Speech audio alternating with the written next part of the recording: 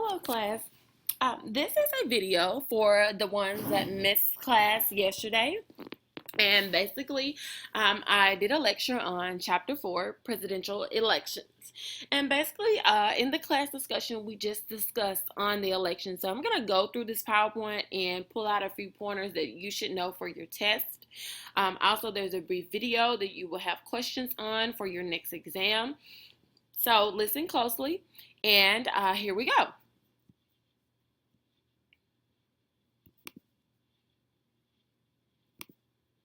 Alrighty, so chapter 4 talks about nominations. Basically, the first step in electing a president is nomination process. Basically, this is where voters in each party select a candidate. Now, you're in government class, so we have been talking about voter registration, those types of things. You, as the voter, if you're 18 years old, you will pick a nomination for the presidential election. Now, this process begins in January of the particular election year and goes until June. Now, the primaries. Most states hold primaries. 20 to 30% of the voters participate in the primaries.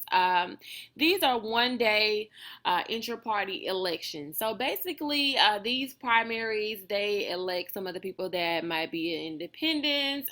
Usually, a lot of voters don't come and participate in these primaries, but it's very important. So students that are 18 and will be voting this year or next year, make sure you go out and vote in the primaries. Alrighty, so the closed primaries. A primary is a contest within a party to select a candidate. Some states hold closed primaries. This means that only registered party members may vote. So basically, if you are a registered party member, Democrat or Republican or Independent, and there are many more that are sometimes on the ballot that we don't recommend, that we don't recognize or recommend using, but hey, your vote is your vote. Alrighty, so open primaries. Open primaries allow all qualified voters to participate.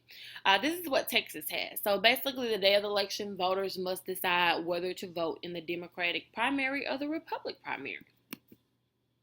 All right, a caucus. I'm pretty sure you all have heard of the caucus. There are a lot of caucuses that are held, especially during the election year.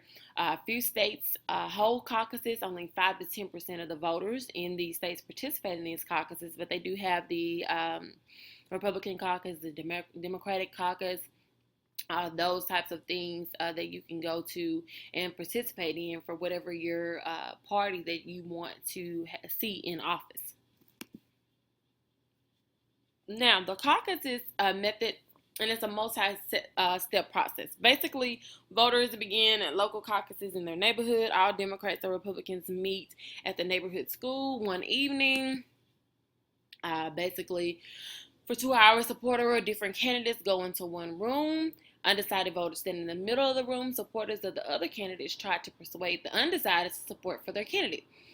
So basically, this is what you see on TV. I'm pretty sure most of you all have seen where caucuses go on. Basically, the candidates come in and they talk to the supporters or the voters and try to win them over. Alrighty, so district and state conventions. The process is repeated and delegates are chosen to attend the state convention. The process is repeated at the state convention and delegates are chosen to attend the national convention, which is really important. So make sure you study the district and state conventions because that will be on your test. Alrighty, so what candidates get from the primaries and the caucuses? Candidates win the votes, of course. By winning the early primaries and caucuses, the candidates get media attention and basically get more publicity and more donations added to the campaign. Remember, campaigns, you have to be able to have enough money to campaign for your particular party. If you don't have any money, you're not able to run. Now, Super Tuesday. The states that have the primaries and caucuses early have an advantage, of course, because they've already got media attention. They've already had numerous amounts of donation. Several southern states, including Texas, moved their primary caucuses to the second week in March, Super Tuesday. So if you heard on CNN, if you're a big government guru, I'm pretty sure you have heard about Super Tuesday. Make sure you write this down, what Super Tuesday is. because this will be on the test. Alrighty, so the national conventions. Each party holds their national conventions in August or September. So there's a Republican convention and the Democratic convention, and it's held in August or September. Make sure you have this down in your notes and what the national conventions hold, and usually where they are.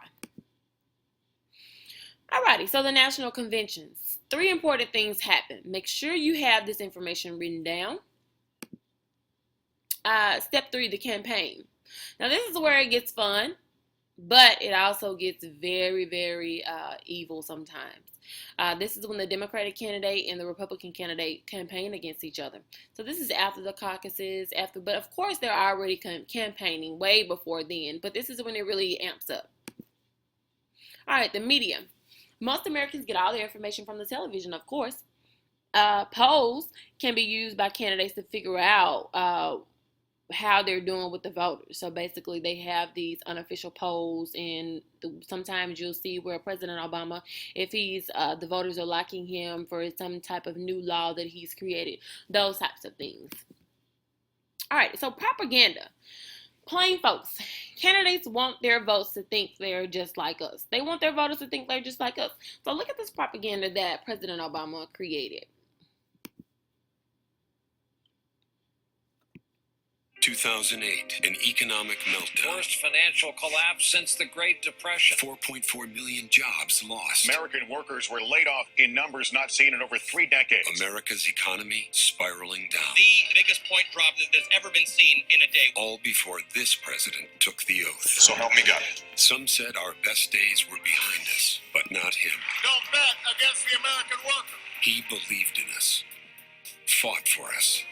And today, our auto industry is back, firing on all cylinders. Our greatest enemy brought to justice by our greatest heroes. Our troops are home from Iraq. Instead of losing jobs, we're creating them. Over 4.2 million so far.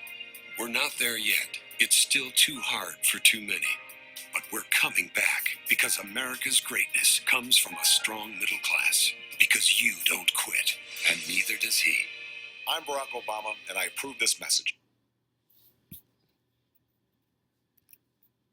Alrighty, so basically you see where, and let me get back to my PowerPoint, but basically you see where the students can basically look at how we have looked at propaganda. You all can see where different propaganda is going on and how sometimes it can get good. Now that one was really good. That was very appropriate, but sometimes it gets a little evil. That's what the word I want to use. But make sure you study about propaganda and what they use to do campaigns for the Republican Democratic parties. All right, bandwagon. Everyone's supporting me, and you should too.